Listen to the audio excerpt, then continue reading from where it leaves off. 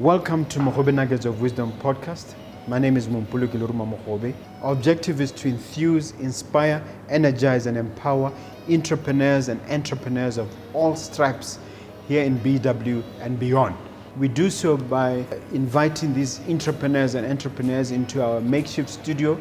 Sometimes we call them to the restaurant, sometimes we go to our studio, and we ask them to share their experiential knowledge, their experiences and their expertise, and we ask them as many questions as we can, aimed at empowering you also as a viewer.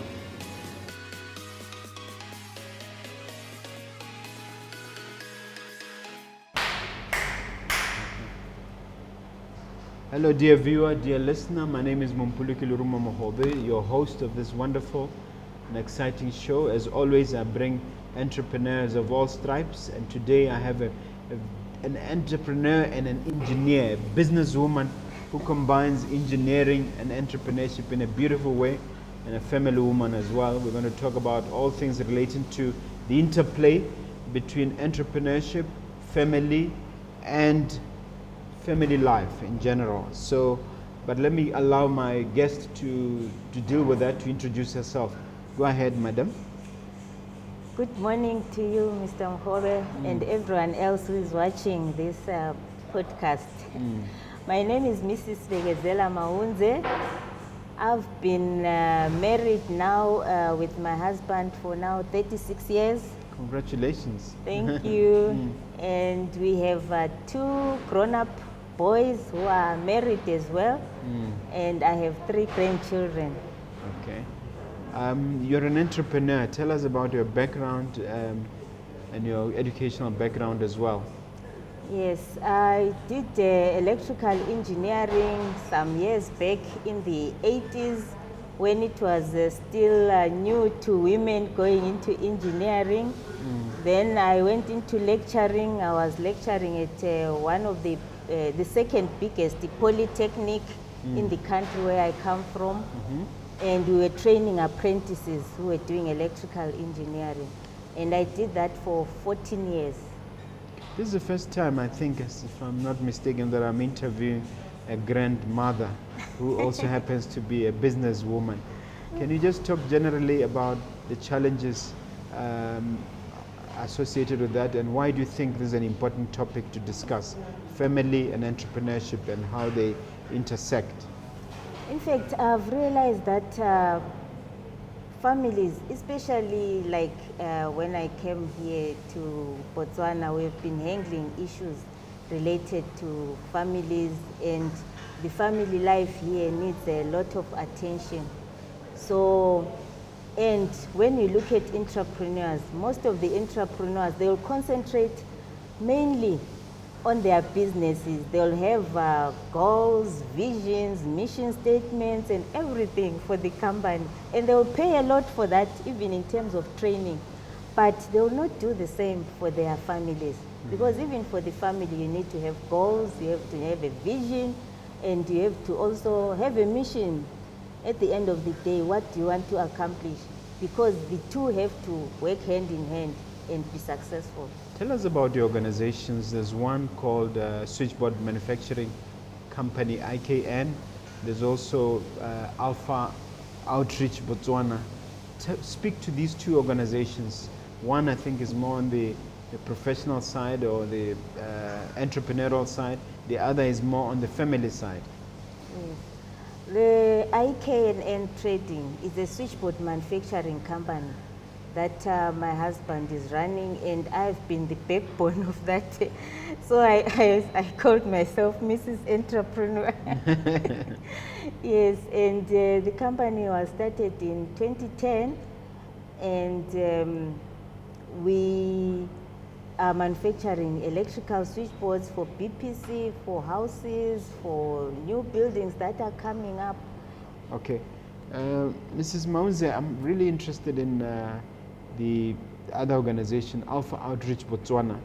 Tell me about that one, what it does. Alpha Outreach Botswana, we go into schools, prisons, various organizations, even into the workplaces, where we conduct courses that help in terms of character building and the revitalization of the nation and the society, where we try to build proper characters from people. And it's also Christian based, and it involves more of also re-evangelization. And it's based in London? Yes, the headquarters is based in London, and this is run in over 170 countries, and there are about 56 offices in various countries, and Botswana is one of the countries that has an office. Okay.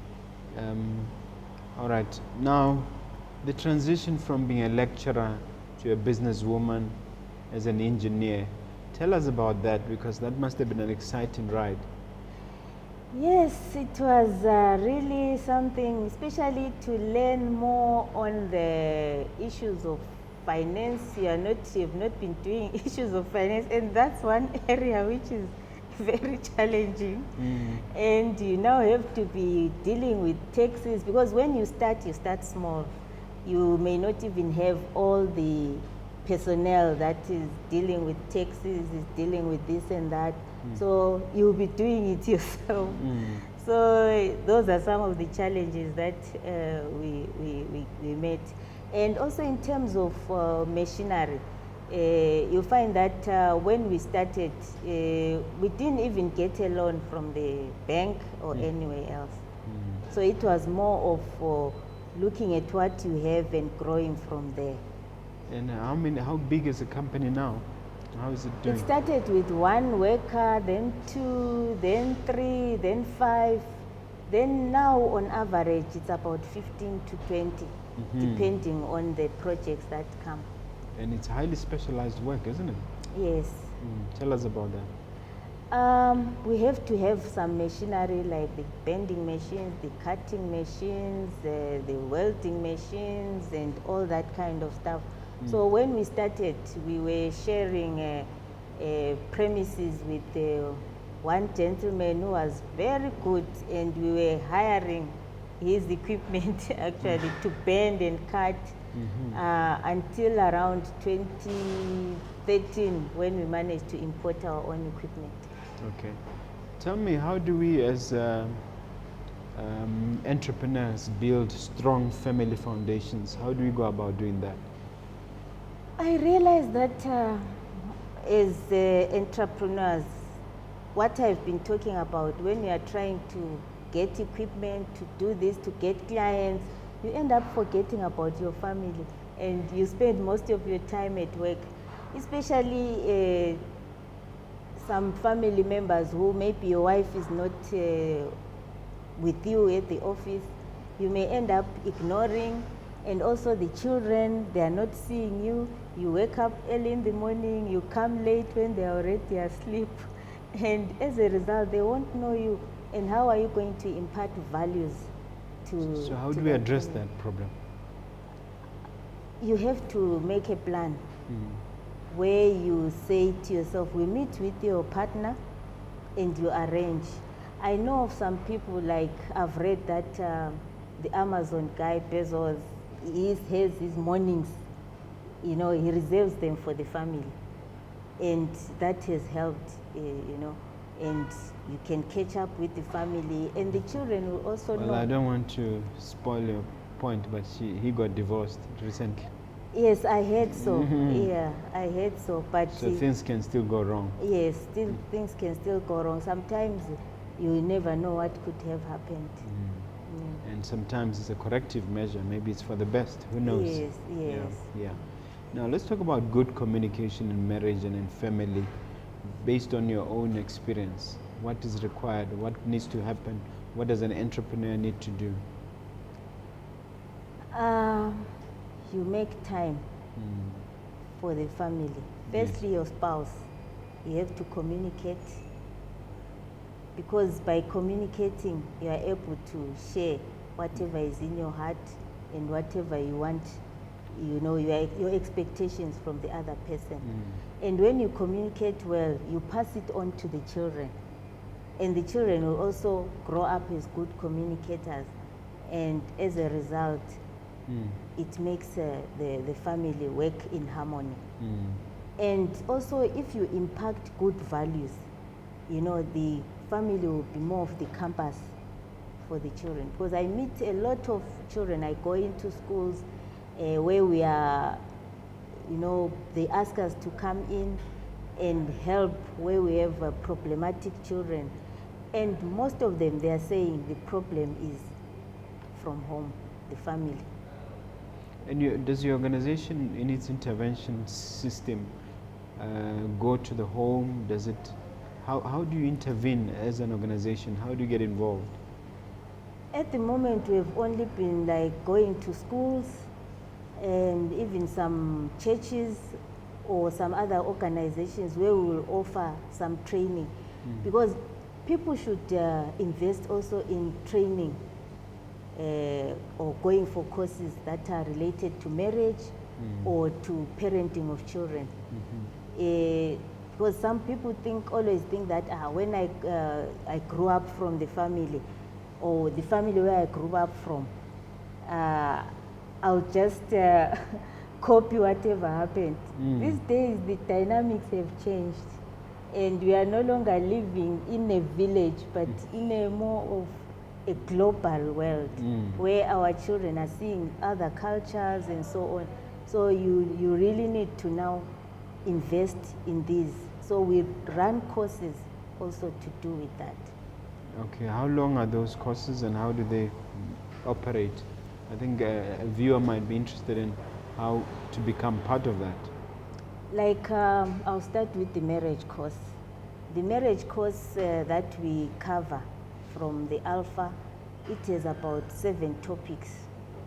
And those topics cover all these areas that include how you communicate with your spouse, the love languages, how you should, talk to your spouse, the expectations.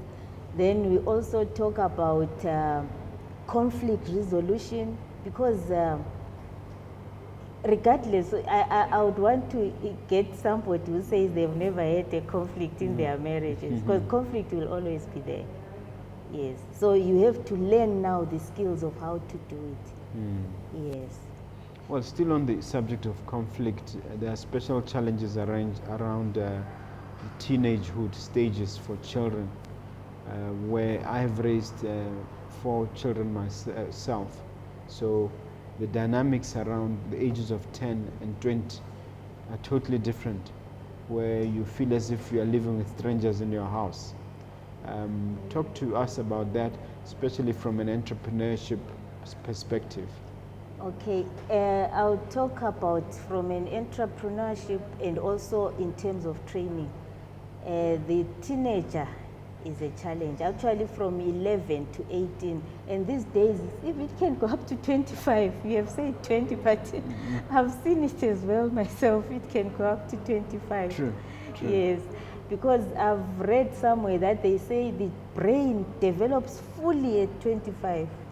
Yes, so probably that's why we have those challenges. But we also have a book and a course where we say how to handle your teenagers. Yes, parenting of teenagers, because that age group, they are in between. There's a hormonal imbalance that they have. So as adults ourselves, if you get to have a teenager and you get to learn about it, and then you'll be able to handle them. How bad is this imbalance? I mean, I might be asking for myself, what really gets into these children? What causes this imbalance? It's like their hormones are now changing from childhood to adulthood. So it looks like there's that confusion there. And it takes quite a while. And as an elderly person, you have to now be aware of it. Because some of them, if you are not working with them and giving them time, you'll find that they'll get values from elsewhere, where they will now have peer pressure, and you start to see your child doing negative things. They meet other people who will direct them wrongly. But if they have values from home, then they will always keep them. And we always say, regardless of whatever happens that period, you have to love your child. I've also read somewhere, like from the child psychologists, where they are saying a teenage child needs more time with the parents than the toddlers. Yes. Why is that? That's where you should be correcting them and Advising them, yes, guiding advising them. them and guiding them. Yes, because that's where you can lose them. And do these hormones affect girls the same way as they affect boys, or there are differences? Definitely. Like I've been reading this book about they say like the boys, there is a certain like it's like they are producing a certain drug within themselves, which makes Maybe them aggressive. testosterone, I don't know. Testosterone? Not that one. Okay. Yes, but then it makes them aggressive. So they advise that you try to be watching them and also expose them into games and so on, so that that aggression is let out. And then with the girls, there is a hormone that they produce where they start now to feel attractive. And so if They as develop an interest in boys. that hormone that they have, which they develop, which makes them feel attractive, if now it's not handled properly, they will now be attracted to boys. They will be needing, to be that affection and, praise. And you say, so you have to involve them in something which you make yourself to be praising them. And as a parent or a father figure, you should be able, that girl child should know that, no, I can have this praise from my parents, I can start playing piano and excel in that and it's good. But if that is not done, there will be this other old men who start saying, hey, you are beautiful, and then that's when you lose your child. Still on the issue of resolving conflict, if there's a conflict at home, how does it affect the entrepreneur at work? Is there a connection between the chaos, if there's chaos at home, and the effectiveness of the entrepreneur in terms of output in the business? Yes, I believe everyone who has been angry will see how anger can affect even your thinking. Yes. So you have to be in a happy mood for you to perform better. That's why there is the issue of emotional intelligence. People are spending a lot of money, going into these courses so that they don't get angry, even in the workplace. So, and I know of some people who, when they are angry at work, all the workers will be on their toes because they let out the anger to They their lash workers. out. Yes. Okay, so how does your organization help with that? As I'm saying, in our trainings, be it on marriage course, we also talk about how to resolve conflict. Yes, we'll just explain some types of conflict, and then we'll just explain how you could handle this type, what you should do, and so on. Are you able to give examples without necessarily mentioning names of instances where you intervened positively and got some good outcomes? In terms of This conflict resolution, where you did it successfully? there are several. Yeah, give a few, please. Which one can I look at now without giving names? You just say a man and a woman, that's it. The one that comes to mind, yes, I remember when we ran this course, there was this couple. They came in because they were thinking that it's a course where you just sit and listen. without talking to each other themselves. But with this type of session ourselves, we make sure the couple has to communicate eventually. Because you sit, the two of you, you don't share anything with anyone. So we did observe that the first session, they were not talking to each other. But by the third session, they were now in harmony. And by the time they finished, what are the tactics you use to force them to talk to each other? What happens to you? We have a video for all the sessions. Like in terms of conflict resolution, we have a video that will run, and we have also various couples that will be sharing their own real life couples that will be sharing their own challenges. And then we give the couple time, maybe sessions where we break and they discuss themselves. Like you'll find that one of the sessions that we have is knowing you, knowing me, where there will be questions.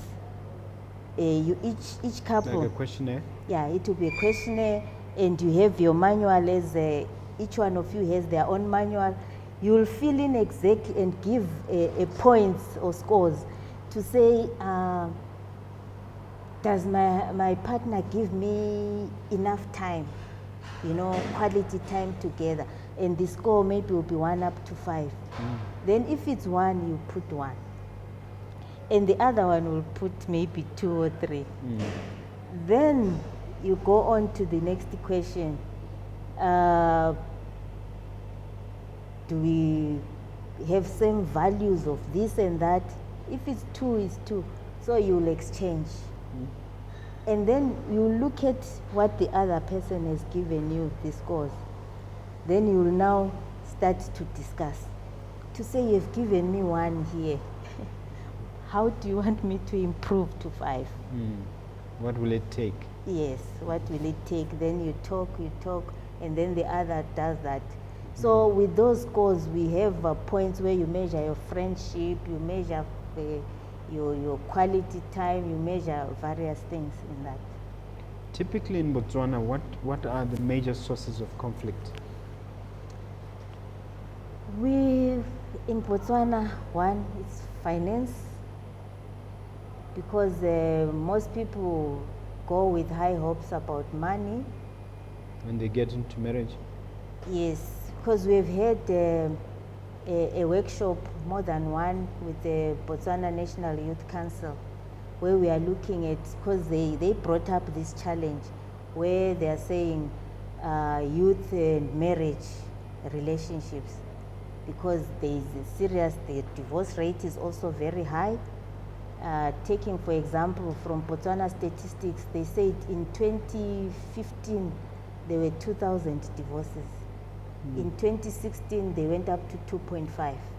That's from Botswana statistics, Botswana. Maybe from the High Court. I don't know. Yeah. Yes.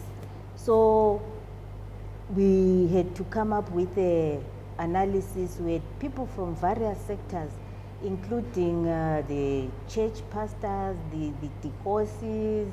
We had even people from the magistrates and so on, where they came up with all these. It's finance, it's communication, it's also from the family unit, where some parents will not want, or they interfere with their children's marriages, and also certain cultures as well that came up to say you cannot marry when your big brother is not married. There are all these cultures that were being brought up. And the other issue which was coming very high was the dowry. Some are saying it's too high. Lobola stroke bukhadi. Yes, yes. So. Yeah. And what was resolved out of those interrogations? Whether it was a workshop, what were the findings? What are the action steps to take after you've analyzed all that? The action steps, because it's still an ongoing project. Yes, and as we speak, we have a an organization, like because we partner with other organizations, I've worked with Ashley Taba and Percy Taba. As we speak right now, they are in Rakops. I think it's all over the news where they are helping couples and families in terms of They're going from village to village. What is happening? They are in all over Rakops. I'll share with you some of it was in the Facebook news. posts. Yes. And also the vice president was there on Saturday at Boteti area, and I understand he is the member of parliament for that area as well. So he was encouraging the people about healthy families, because there is a lot of defilement as well. There is lots of passion killings, and there is lots of rapes, So that's why they are handling it there. Do you think families in Botswana are becoming fundamentally dysfunctional, or I'm leading somewhere here. I want to understand whether there's a lot of dysfunction even among entrepreneurs or among business people, and what can be done about it, or what is being done about it. It could be, without maybe mentioning and observation. There are some, you'll meet some business people, because there are lots of people who would be having opportunities to make money and grow the economy. But the moment they have lots of money, some will think that it's now an opportunity to spend this money on other women instead of concentrating on the family. And that's a destructive move, really. And what can you say to those entrepreneurs who are tempted because they have a few coins to rub together, maybe a couple of million? What advice can you give them, and how do they restrain those urges? Because there are some who argue that these urges are unavoidable, these urges are culturally embedded, that a woman, we even have sayings in Setswana that a man is to be shed like an axe, or words to that effect. How do we deal with those cultural difficulties or cultural beliefs? I think you understand what I'm trying to say. Practice makes permanent. If people could invest in these trainings about how to relate with their spouse and then their families as well, then it will help, and then you practice. I'll also give the same example about Ashley and Percy Taba. They've been also on BTV. I've also attended one of their shows, and I was one of the people. It's a white couple and a black couple, Botswana, and yeah. Yes. The woman is white. I've seen the adverts. Yes. Yes. And one of the topics that they've covered is how to affair-proof your marriage. Affair-proof your marriage. Yes. And with them, they are also entrepreneurs. But they've managed to, they even gave an example of what they do, because temptations would be there. But during the show, they've given an example of what they do. Sometimes the entrepreneurs work till night, long hours, but they've made it a point that the wife, if he is at work, because they are working together, if she has gone home to be with the children, he's free to come to the office anytime. And they share their cell phones and everything, so that nothing is hidden between the two.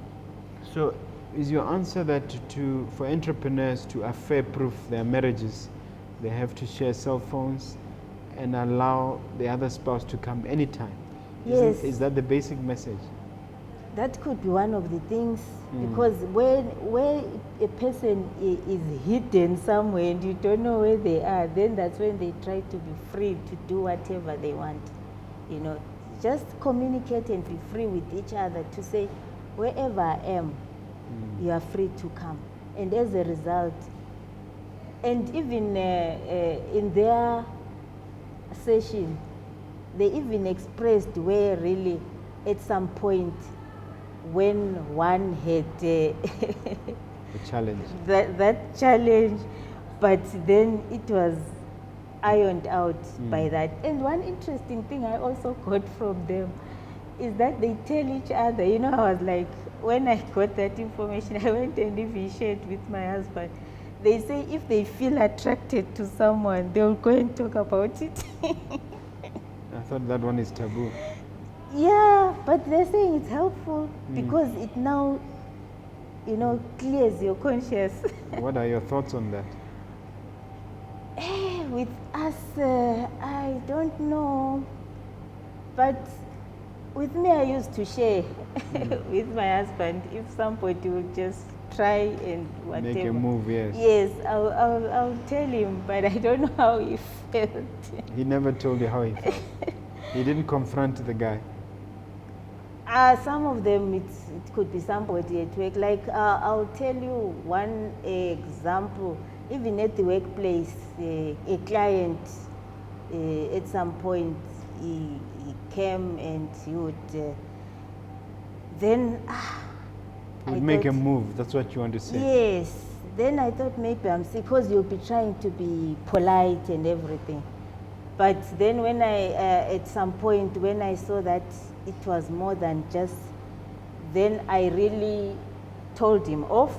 And I even told my husband that, hey, there's this client and he's like Saying this, like strange that. things, And yeah. he never came back. Yeah, no, my wife does that. I think that one works, yeah. Let's talk about the power of forgiveness. You gave an example with Tabang, that they had a small challenge and they resolved it. So the ability to say sorry. I think you'll find that with entrepreneurs, they're very assertive people, some are very aggressive. So saying sorry is very difficult. So for them, how do you advise, and what does your organization address that issue? Yes, sorry is a very difficult word for a lot of people. But as I'm saying, especially as we grow up, our age group, maybe we never met it a lot, you know, to be exposed to it. But now that we know about it, as we are growing up, your family, if you start saying sorry, and even to ask your own children to say when they have hurt each other, say sorry and so on, they'll grow up with it and it will be easier. But it's quite difficult, but it takes time and effort for people to say sorry and saying it genuinely. Because sometimes somebody will just say, sorry, okay, and then, you know, it won't be as effective. Yeah. Yeah, but I wanted at a professional, organizational level, how you do it. Is there a system that you help people to get to that point? How do you get people to accept that forgiveness is vital? It's more of explaining. Yes, and the other thing, I'm also a believer as a Christian. Yes. We take it from that angle as Same well. here, yes. Yes, to say if you are a Christian, you have to forgive. If you have to be forgiven as well. Yes, there's other things which can be also very difficult to forgive, but with God's intervention, you can forgive.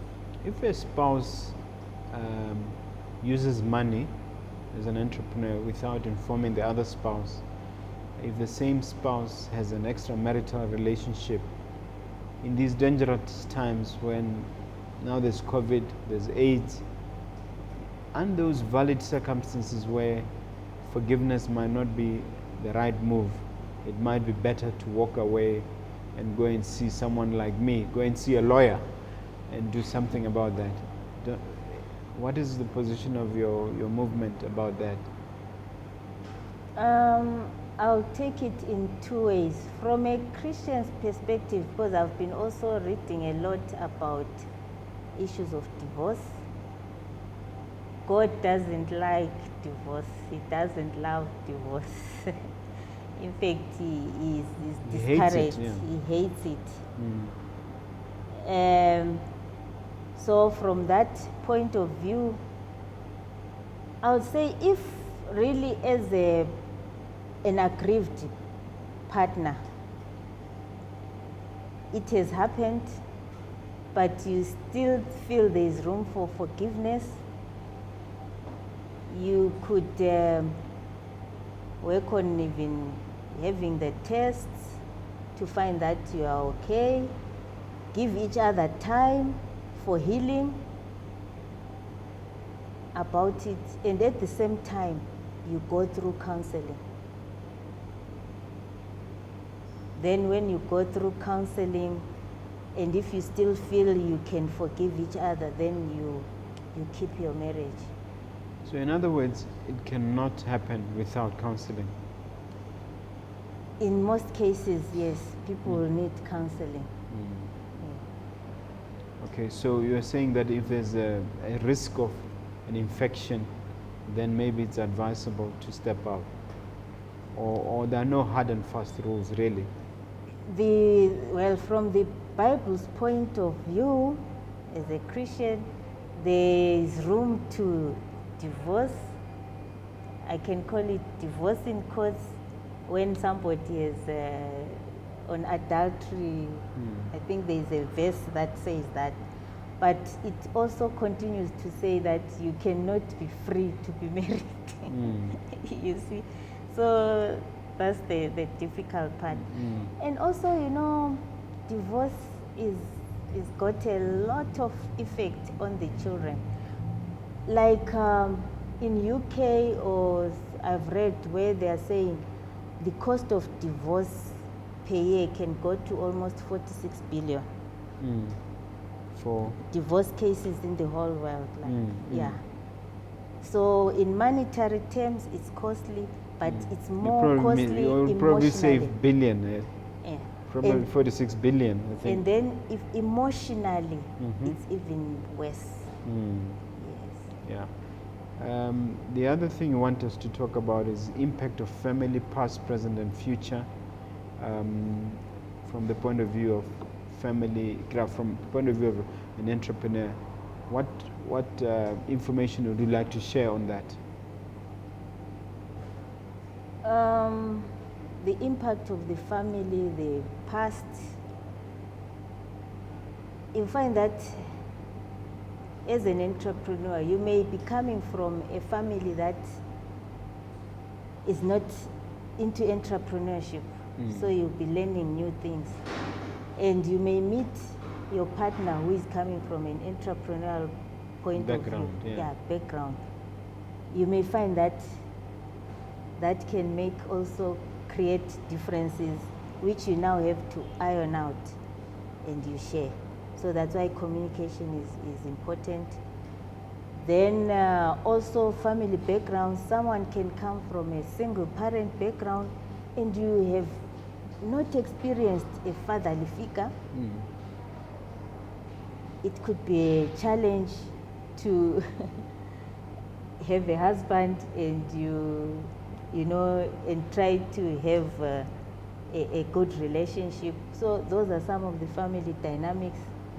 You may be coming from a background where maybe you're the only child, and when you are meeting this person, there is a whole stream of other family members who are coming in, you know, and those... The extended family. Yes, and those things can be a challenge as well. And your organization, you're not a professional counselor, but you've been around long enough in counseling. Is this, your organization, do they have standard approaches to standard problems? In other words, have they systematized how they approach these problems? You know, entrepreneurs are used to systems. So I'm just wondering whether there are systems in place where you can say, okay, communication, solution, okay, infidelity, solution. Is there some kind of setup like that? I see you have a lot of books, maybe you want to refer to some of them. Like I'll take this one in terms of marriage. It will cover various... this one? Yes. Okay, it's Yes. from Alpha International. Yes. Mm-hmm. It will cover, this one specifically looks at the husband and wife situation. And will cover all these. And you will also see, So it's like a practical course. yes, it's a practical, by step. step by step. So at the end of the 7 weeks, you will have ironed out a lot of things related to any whatever. And we call it a one-size-fit-all course. Whether That's your what I was marriage, asking about, yeah, whether your systems. marriage has problems or it doesn't, or it's half-half or somewhere, you'll find that it will correct a lot of things. Then after doing this course, you'll find that whatever challenges you'd have had, they will be resolved. But there are certain people who may have had a more serious challenge. If this course has not helped, then we now refer you to professional counselors. And how is the success rate for those who have gone through this course? Have you worked out what is the success rate? Out of 100%, 50%, 70%? People who've gone through this course, how the level of success in getting marriages saved?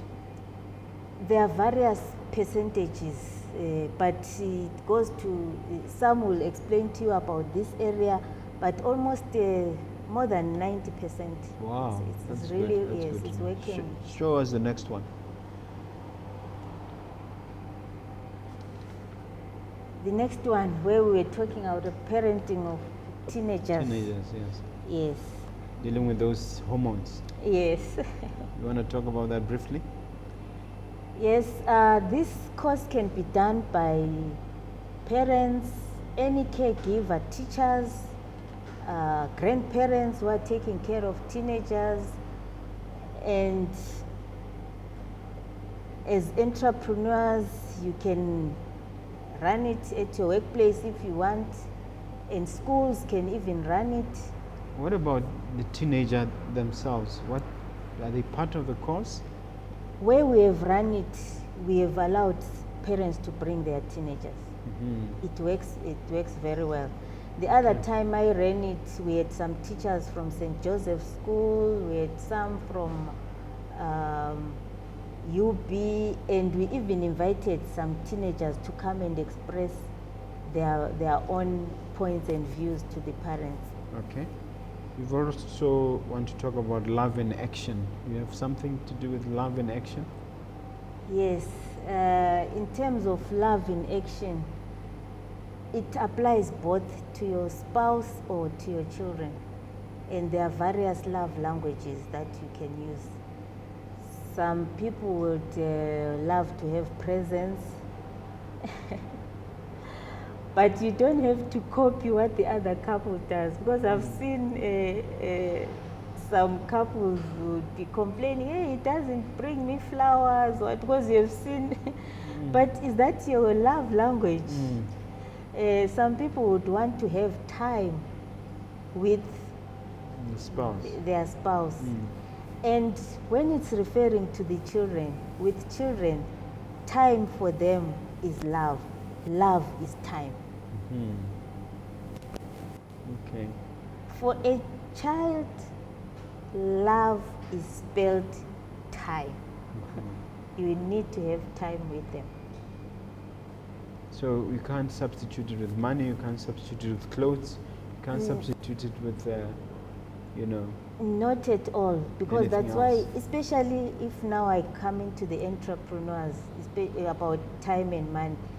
You spend a lot of time at work, you make the money, you give to that child, you've not given that child time, they learn values from elsewhere, and by the time they are teenagers, you think, hey, they are problematic. You've never given them time. You have to teach- invest the time. Yes, to teach them the right values.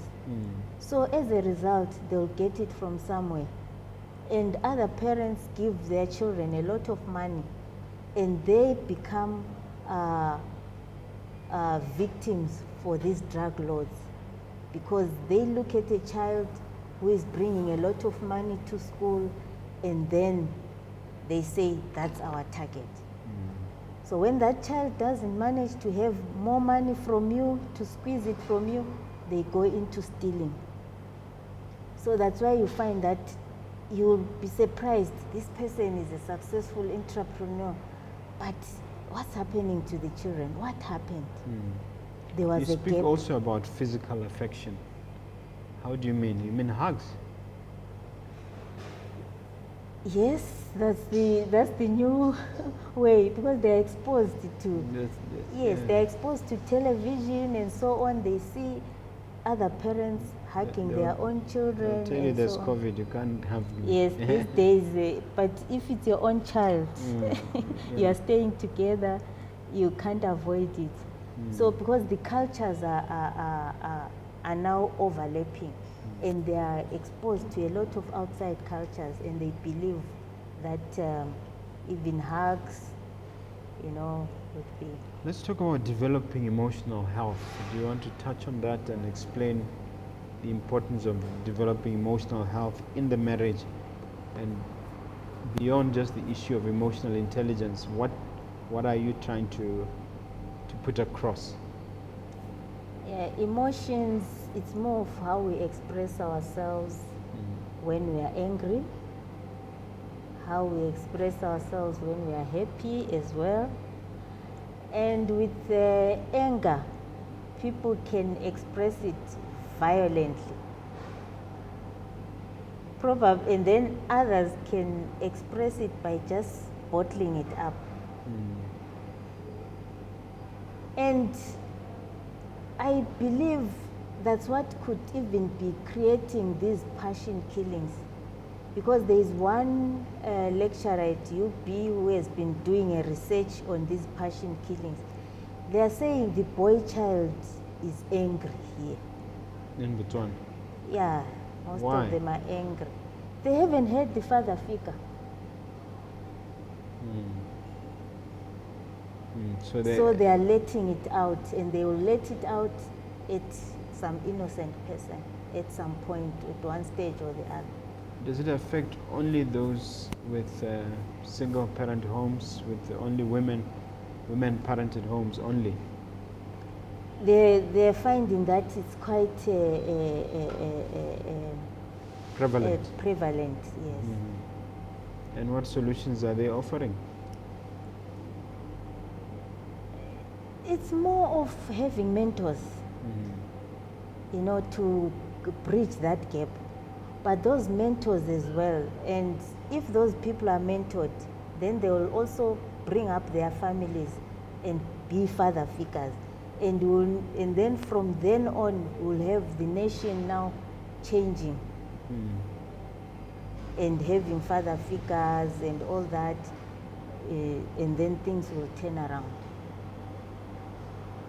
All right, let's talk about keeping the end in mind.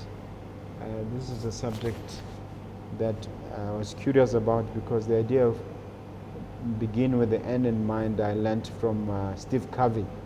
It's something that he emphasizes as one of the 7 habits of highly effective people. So in this context of marriage and entrepreneurship, how do you want to address the subject? Yeah, keeping the end in mind. As I'm saying, let's change the dynamics as entrepreneurs, because if you are given the opportunity to make the money, create and instill good values in your own children. And also you realize that people are entrepreneurs and having money, they will be known. So you'll be a mentor to some people whom you don't even know that they are looking up to you. So if you start with your family, we say charity begins at home, then you never know how many people you will inspire. I'll talk about myself and my past. I grew up in a country which was colonialized, During the UDI of Ian Smith. Yes, and my own dad became a politician, and it was Rhodesia then. Then he was one of those who became political prisoners. So during that time, they detained them, just the same as what was done to Nelson Mandela. So he was away for almost 7 or so years, and we were raised by our mom. During those 7 years? During those 7 years. Then the moment that he was taken away, because they were both working. My dad was working, and my mom was a nurse. She's retired now. So we had challenges as a family. Then we were supposed to go to boarding school with my big brother, and there were challenges financially. Then we were referred to one of the business people there in Rhodesia. Is it Bulawayo? In Bulawayo. He was running a retail shop, probably selling clothes and books and trunks and whatever. He gave us some materials for school. He bought uniforms for us. And it was the Muni's. Are you referring to Manha Muni's family? Yes. Wow. He's my mentor, that man. Yes, that's why I'm also... He mentored me. So that's what I'm trying to point out about keeping the end in mind. I don't know, really, sometimes life, we are living in a global world. That's why I'm saying, when you are an entrepreneur, do the right thing, because you never know whom you are mentoring. And be a giver, because when you are blessed, also be a giver. So he gave us that, and when I became older, I tried to go and look for him. For Mr. Muni. For the Munis, to say thank you. Then I found that they had left the country, and I didn't know where they had gone to. Then in 2006, my husband came to Botswana, and I'm talking about 1973. When they helped you? Yes. Then in 2006, my husband came to Botswana, where he started working, and then I joined. When I became a member of the Alpha organization, I met some of my colleagues from India, and I was sharing my testimony, and they said, "There's a Mr. Muni." I said, how old is he? Because the one I'm looking at, maybe it's the children or something. Then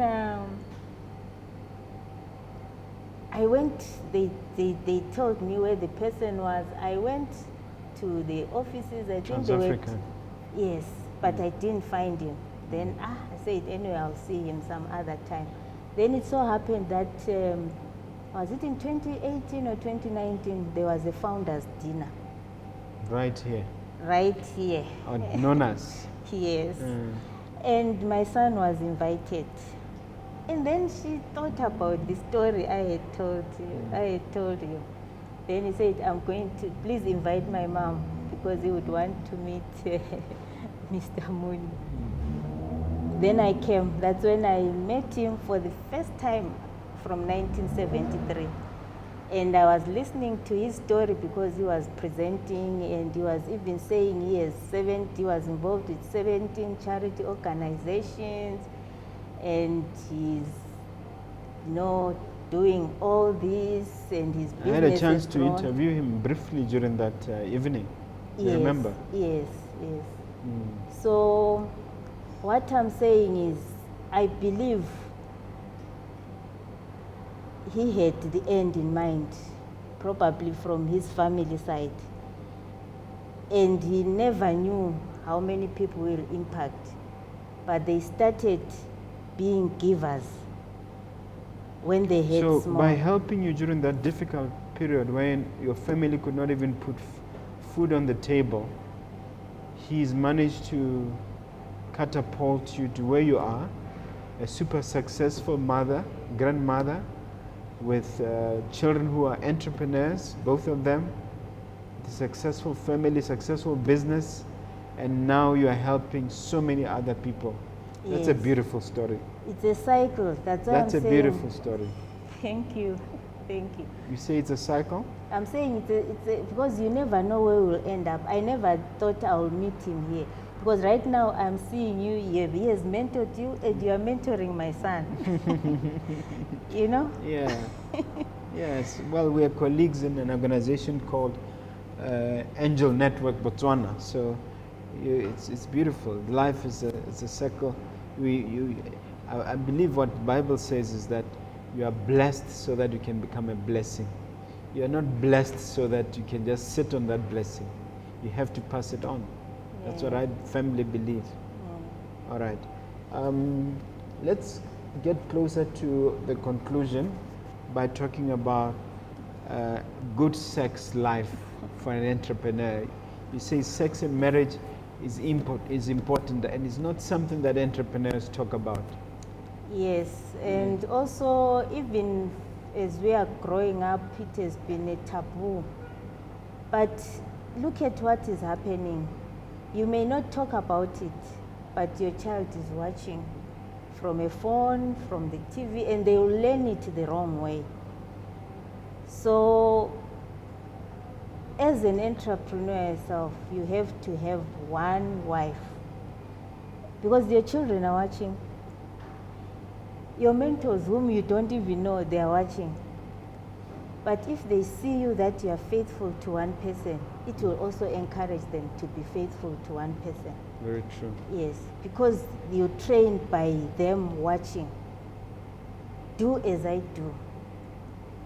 Because mostly what we say, they don't do, but what you do, They do. They do very well. Work and play makes Jack a dull boy. Yes, that's why I'm saying. Work and no play. Work sorry. and no play makes yes.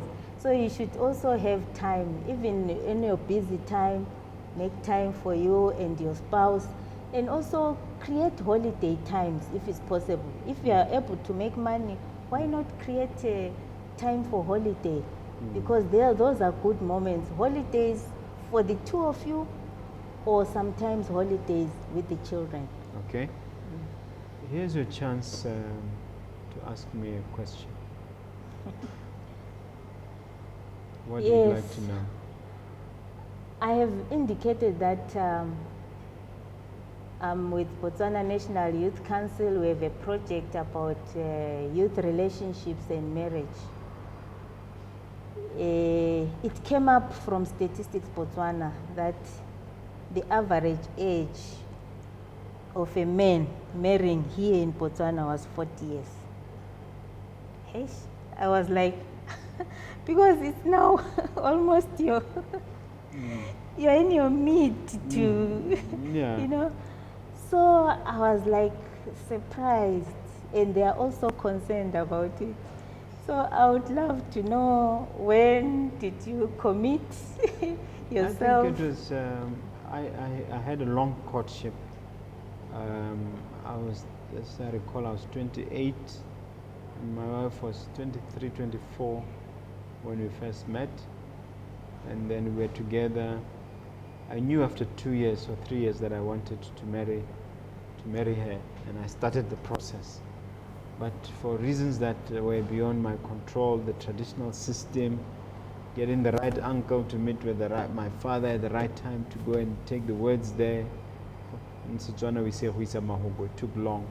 So the courtship was 6 years, but I got married around age 33, 33, yeah, heading for 34, Okay. which to me was okay. We already had a son then, because we had our son before we got married. So that's the answer we're looking for. I'm slightly now well ahead of the average, but that's the nature of the beast. Compared to Zimbabwe, we marry a bit late, and we should encourage our youngsters to make up their minds earlier, but at the same time we don't want them to push them too hard into a marriage that may turn out to be disastrous. Yeah. Yes. But because sometimes when they meet when they are younger, they bond, and it creates that stronger bond than to have jumped from this person to the other. Okay. It creates problems, really. Yeah, we've come to the conclusion of our discussion. It's been a beautiful discussion, but you have to look at that camera and talk to that entrepreneur who might be going through compatibility issues, who might be contemplating divorce, who might be having marriage challenges. And as a seasoned entrepreneuress, if there's such a word, what is your parting word to those entrepreneurs? Young entrepreneurs and old ones, when you are doing your business, it has got challenges as well. And marriage also is not an easy-going relationship as well. But if you come and seek advice, you create time, and you also create time to go into workshops where you are discussing marriages. You do a course on marriage. Even if you invest on 1 or 2 courses per year, you will find that it will make a difference in your marriage relationship. And also meet other couples or mentors whom you may think that this is a good couple that I can relate with. You can have them as mentors as well.